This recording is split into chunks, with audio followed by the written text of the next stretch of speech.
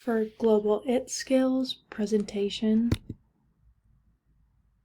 what are project management tools? Project management tools are used to help guide teams in making decisions, provide resources to complete the project, and to help refine details to make the project move along successfully. So in my team, there's Josh, Laura, myself, Madison, and Nick. This group assignment focuses on developing the ability to use emerging information technologies in the global context. An international experiment learning approach is adapted to increase the opportunities for students to practice business, intercultural communication, and technological skills in the context of designing, planning, and executing a virtual study abroad. The ability to deliver an exciting study abroad will broaden the international horizon and impact global and local communities. Our purpose is to use the listed project management tools to generate a study abroad idea. By the end of the meeting, we will have assigned the rules, like who records, who will create the agenda, who will research the different aspects of the project that we have assigned. Some project assumptions: we will need to identify a nation that is actively pursuing the accomplishment of SDGs. We will then identify methods that technology can be used in order to progress Sustainable Development Goals. And selecting a country that is actively pursuing these goals will allow us to find additional quality resources. So these countries that are actively working will allow us to find better articles, books, websites to complete this project successfully. So our project member introductions and their roles, well, I already introduced them, but Josh, we decided his role would be the curriculum advisor, so someone during the study abroad trip that will assign you your work. They'll basically be kind of your teacher in the sense. Laura's going to be our in-country representative and student concierge, so someone that's going to help these students adapt while the study abroad trip, someone that's been to this country before, knows its culture and everything to help them be successful. I'm going to be the event and logistics coordinator, so someone that plans excursions that will be done on the study abroad trip, someone that will create the schedule, things like that. Madison's going to be the admissions advisor, so someone that helps these students apply to the study abroad trip, so someone that will help them get a student visa, who will help them figure out how to become part of the study abroad trip. And Nick is going to be our project manager and financial advisor,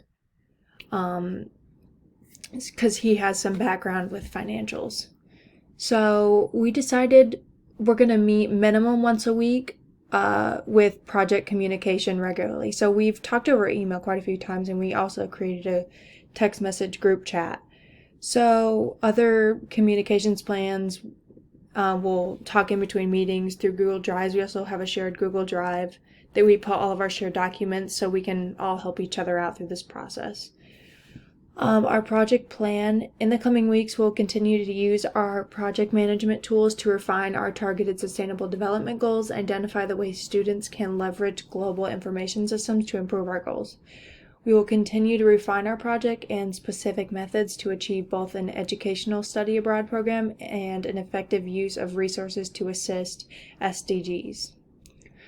Goals for students in the project is to use hands-on experiences to learn about ways to utilize global information systems to achieve SDGs, to create an enriching experience with a holistic approach to education in foreign countries. That's more our goal. Successful key factors or key success factors, what we need to do in order to complete our project plan. We identified a country, identified potential sustainable development goals. We talked about that for a lot of our meeting. Effective use of project management tools, regular communication about research and ideas, clear division of labor, so who's going to be doing what role, as we went over earlier, and focusing on executing deliverables. So our country we chose is Sweden because some of our members already have some background information on the SDGs they do there, their technology, everything they're working towards. And for us that don't have the knowledge, it's interesting to learn about a new country and what they're trying to do. Our study abroad method, we're going to do an in-person travel trip. The summary of our kickoff meeting, we introduced ourselves and shared our resources. We settled on weekly meetings and means of communication. We settled on using a Scandinavian country and ultimately settled on Sweden using the Fibonacci sequence. We decided to plan an in-person study abroad trip, and we then focused on using project management tools to complete the agenda deliverable. So our team uses the management tools. Who uses them? Us.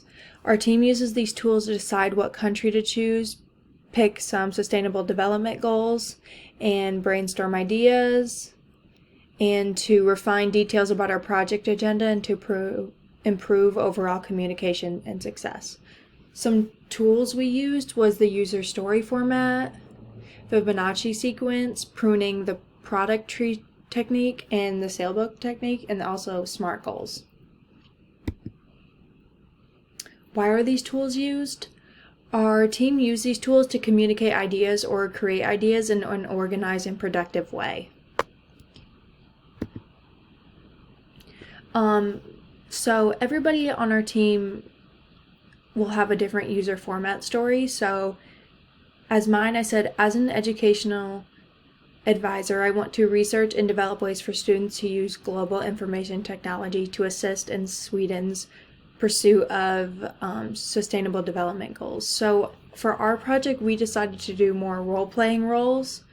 Instead of putting ourselves in a student position, we put ourselves in an advisor position, someone with more knowledge while developing this project.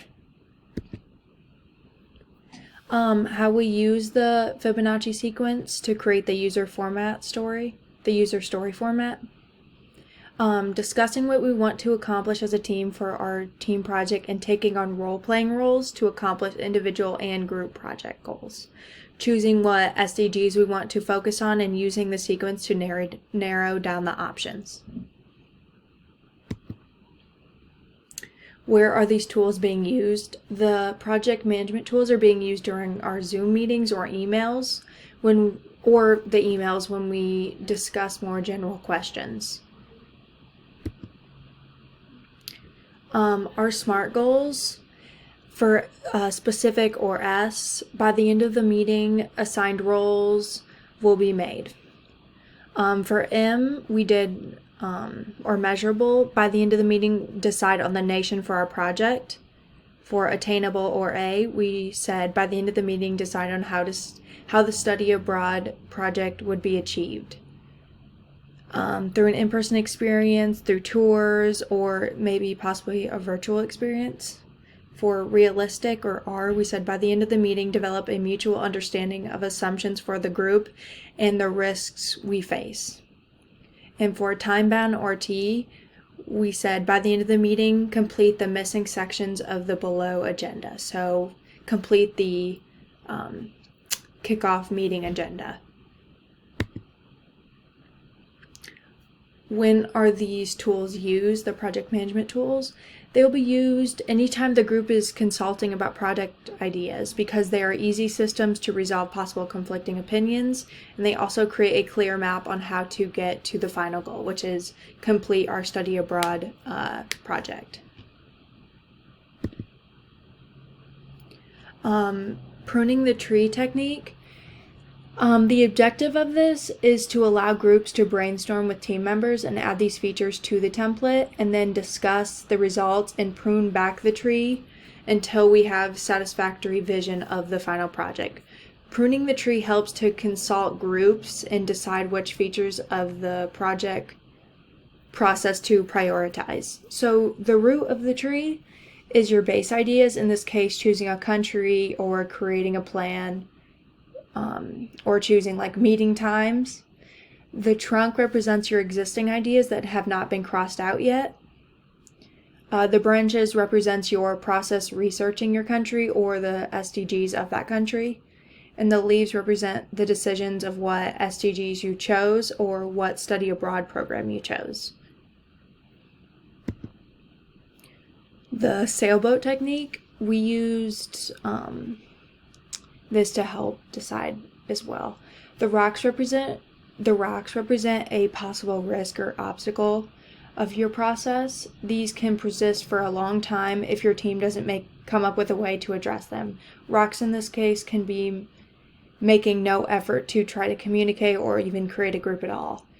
An anchor keeps a boat in one place. So what are some challenges that we face? What element of the team keeps you from making as much progress as possible? Anchors represents roadblocks like in this case, conflicting decisions or not communicating. Wind propels the sailboat forward, so you'll identify what quite literally puts wind in your sails. Wind can be team meetings, good communication, researching your country, and sharing the information with the others.